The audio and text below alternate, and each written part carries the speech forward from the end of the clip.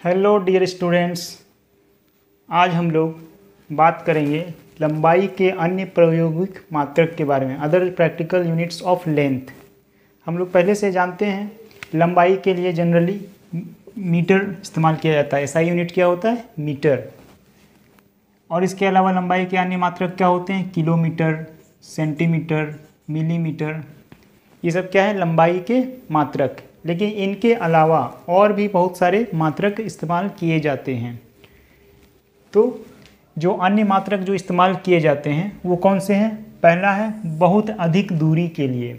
बहुत अधिक दूरी के लिए हम मिलीमीटर या किलोमीटर का इस्तेमाल नहीं कर सकते हैं।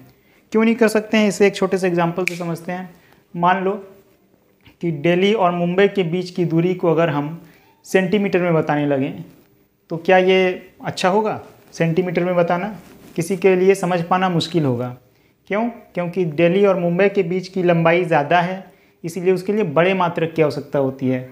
बड़ी लंबाइयों को दिखाने के लिए बड़े मात्रक दिखाते हैं और छोटी लंबाइयों को दिखाने के लिए छोटे मात्रक दिखाते हैं। अब मान लो एक टेबल है, उसके एक छोर से दूसरे छोर की लंबाई मापनी है तो उसे हम जनरली सेंटीमीटर या मीटर में दिखा सकते हैं।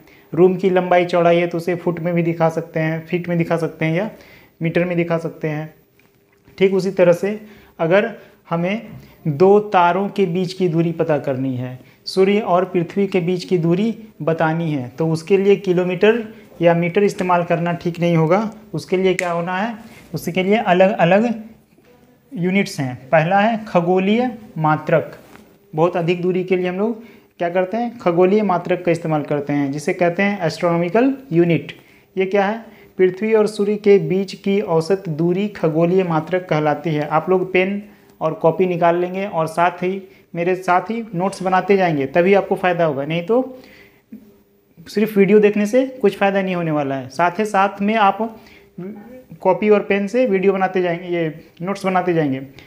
पृथ्वी और सूर्य के बीच की औसत दूरी खगोलीय मात्रक कहलाती है। The average distance between the earth and the sun is known as astronomical unit. लिखेंगे इंग्लिश में, अगर लिखना चाहते हैं तो इस तरह से लिखेंगे, the average distance between the earth and the sun is known as astronomical unit.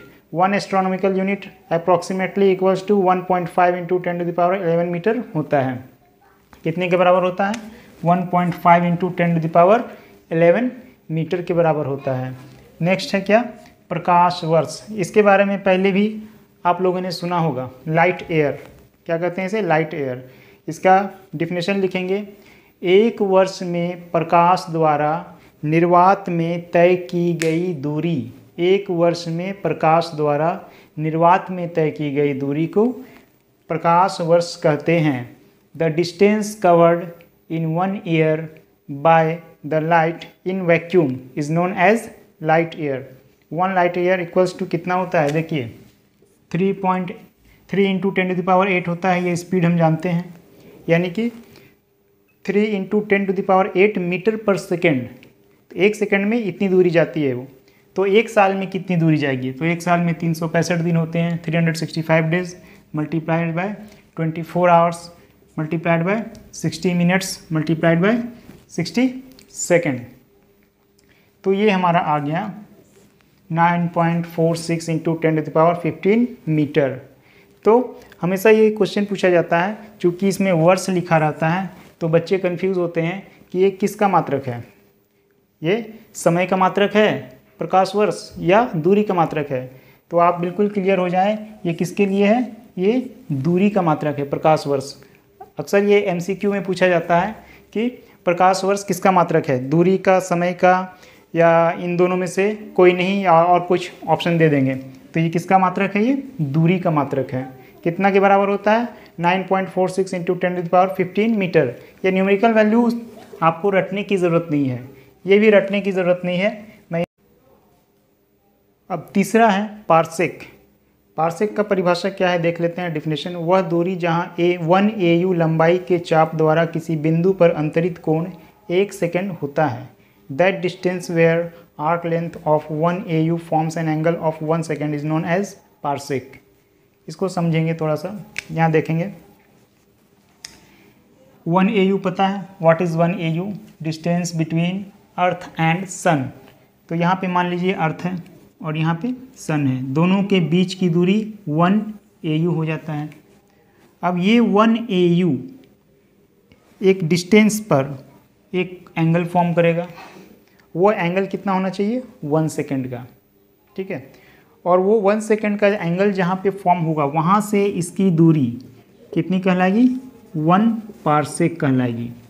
अब जहाँ सवाल उठता है कि 1 सेकेंड का एंगल कितना होता है, पता है? 1 सेकेंड का एंगल, 1 डिग्री को अगर हम 60 बराबर भागों में बांटते हैं तो वो एक भाग क्या कहलाता है? 1 मिनट का एंगल। और उस 1 मिनट के एंगल को फिर बराबर 60 भागों में बांटेंगे तो फिर वो एक पार्ट जो है वो क्या कहलाता है? 1 सेकेंड का एंगल। समझ सकते हैं? बहुत छोटा एंगल। तो बहुत छोटा एंगल बनाने के लिए क्या करना पड़ेगा? ये डिस्टेंस को दूर ले जाना होगा, इस पॉइंट को दूर ले जाना होगा कि नज़दीक लाना होगा? दूर ले जाना होगा। कैसे? मान लो कोई ऑब्जेक्ट है, ठीक है, और यहाँ से अगर हम देखते हैं, यहाँ पॉइंट ऑफ ऑब्जर्वेशन रखते हैं तो यहाँ पर हम देख सकते हैं ये बड़ा एंगल बनाता है। इस पॉइंट को अगर हम खिसका करके दूर लाते हैं तो देख सकते हो ये एंगल जो है वो छोटा होता जाता है। हो गया ना? एंगल यहाँ इतना था, अभी यहाँ इतना हो गया, कम हो गया। और ज़्यादा दूर करेंगे तो वो क्या होगा? और स्टीपर होता जाएगा, और स्टीपर होता जाएगा, और बहुत कम एंगल बनाएगा। वो एंगल तब तक ये पॉइंट को दूर करना है जब तक कि वो 1 सेकंड ना हो जाए। और फिर उस पॉइंट की दूरी यहाँ तक क्या कहलाती है? 1 पारसेक। और 1 पारसेक का न्यूमेरिकल वैल्यू कितना होता है? वो होता है 1 parsec approximately equals to 3.1 into 10⁻16 metre, ठीक है। तो पारसेक का इस्तेमाल जनरली किसके लिए किया जाता है? पारसेक का इस्तेमाल जनरली तारों के बीच द डिस्टेंस बिटवीन स्टार्स को इस्तेमाल किया जाता है। पारसेक यूनिट का इस्तेमाल किया जाता है तारों के बीच की दूरी को मापने के लिए। इसमें से तुम देख सकते हो इसका न्यूमेरिकल वैल्यू कितना है? 10⁻11 ऑर्डर का है, यहाँ पे 10⁻15 ऑर्डर का है, यहाँ पे 10⁻16 ऑर्डर का है। यहाँ से जान सकते हैं सबसे ज़्यादा दूरी कौन सी है, सबसे ज़्यादा लंबाई वाली कौन सी है unit? Parsec. Parsec is the longest unit of length. Parsec याद रखेंगे। ये पूछा जा सकता है ऑब्जेक्टिव क्वेश्चन में कि निम्न में कौन सी दूरी सबसे अधिक है? पारसेक, प्रकाश वर्ष, खगोलीय मात्रक, और इनमें से कोई नहीं। तो इसका आंसर हो जाएगा पारसेक। अब हम लोग बात करेंगे बहुत कम दूरी के लिए, फॉर वेरी स्मॉल डिस्टेंस। तो इसके लिए देख सकते हैं बहुत कम दूरी के लिए हम लोग जानते हैं अभी तक मिलीमीटर होता है, मिलीमीटर। उसके अलावा जब बहुत छोटी सी दूरी मापनी हो तो माइक्रोमीटर का इस्तेमाल किया जाता है, जो कितने के बराबर होता है? 10⁻⁻6 मीटर के बराबर। अगला है 10⁻⁻9 मीटर को क्या कहते हैं? 1 नैनोमीटर, जो इससे भी छोटा है। और एक और होता है 1 एंगस्ट्रम, से क्या कहते हैं? 1 एंगस्ट्रम इक्वल्स टू 10⁻10 मीटर के बराबर होता है। 1 फर्मी इक्वल्स टू 10⁻15 मीटर के बराबर होता है। इसको याद रखेंगे। 1 micrometre equals to 10⁻6, nanometre equals to 10⁻9, angstrom 10⁻10 and 1 fermi equals to 10⁻15 metre. तो ये छोटी दूरियों को मापने के लिए इन इकाइयों का इस्तेमाल किया जाता है।